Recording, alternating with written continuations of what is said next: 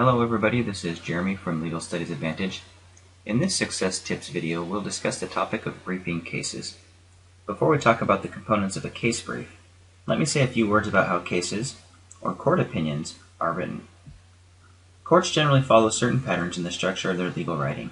They review the facts of the case, state the issue they are trying to resolve, set forth the law that applies to that issue, then they explain their reasoning, or in other words, how they applied the facts to the law, what reasons in the facts led them to their conclusion, and finally, they state the conclusion that they actually reached.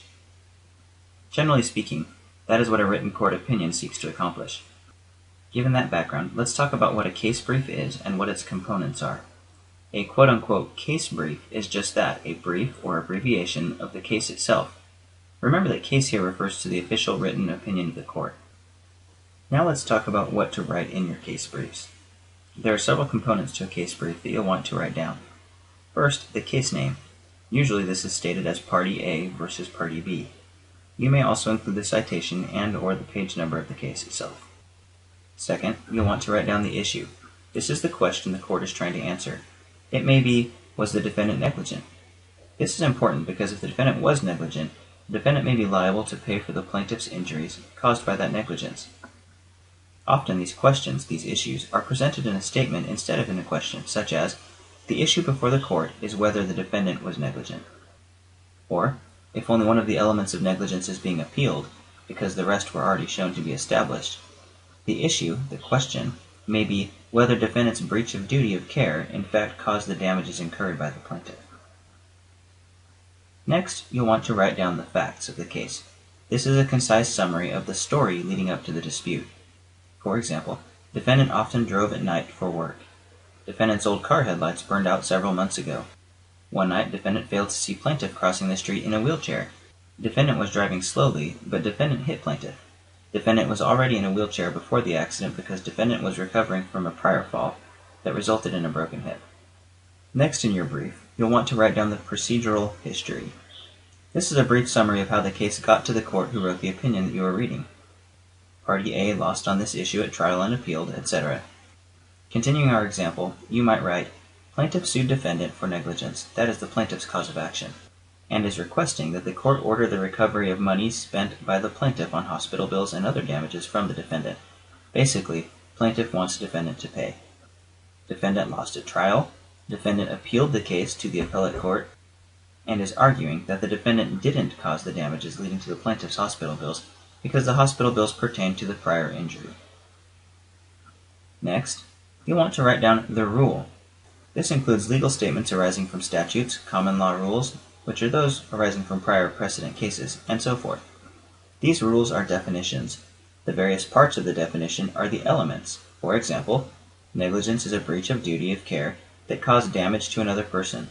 On a side note, a duty of care is a legally recognized duty to be sufficiently careful so as not to injure others.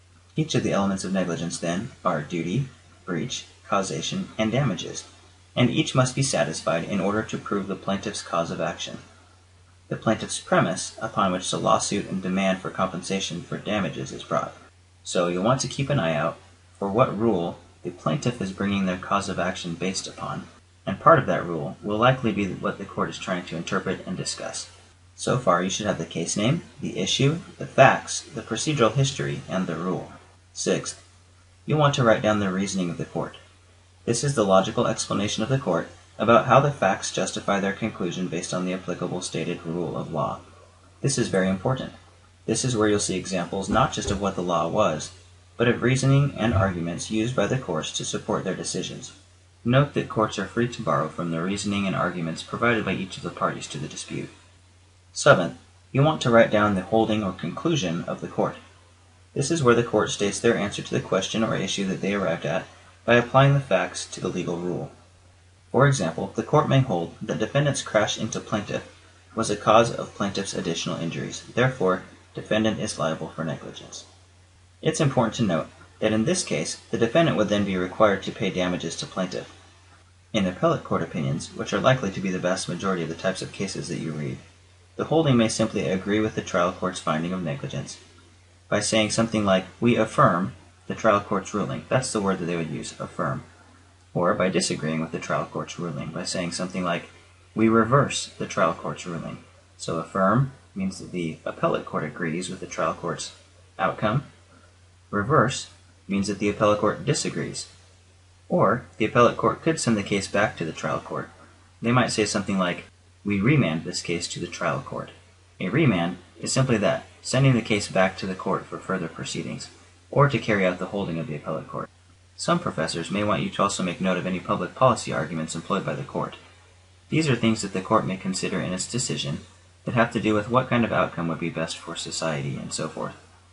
At first, in law school, it is probably worthwhile for you to write briefs for the cases that you read, so that you get practice in identifying and articulating the issues, rules, arguments, and so forth.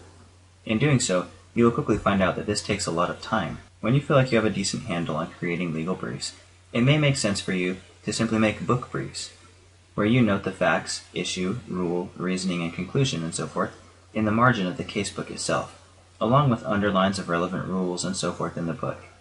This is faster than writing out formal briefs and will save you time that you can use for actually learning the law that you'll need to know for your exams. It is important to remember that class performance, or how you look in front of classmates, may have very little to do with your end-of-semester grades. The skill of being prepared for class is very different than the skill set and knowledge that are required to do well on exams. Many law schools discourage the use of pre-made commercial briefs, sometimes called canned briefs, on the premise that not making your own briefs can rob you of the development of a critical legal skill. Here at Legal Studies Advantage, we believe that learning the law and how to write clear essays will have the biggest impact on your law school grades and success. Therefore, we suggest at least doing a Google search of the case name to see if a short brief already exists, to save you time in making your own and in honing in on the key points that may come up in class. Commercial briefs, Wikipedia, and Google can point you to a lot of potentially helpful material. Such briefs, however, will not be adequate replacements for actually reading the case, or actually making your own brief or book brief.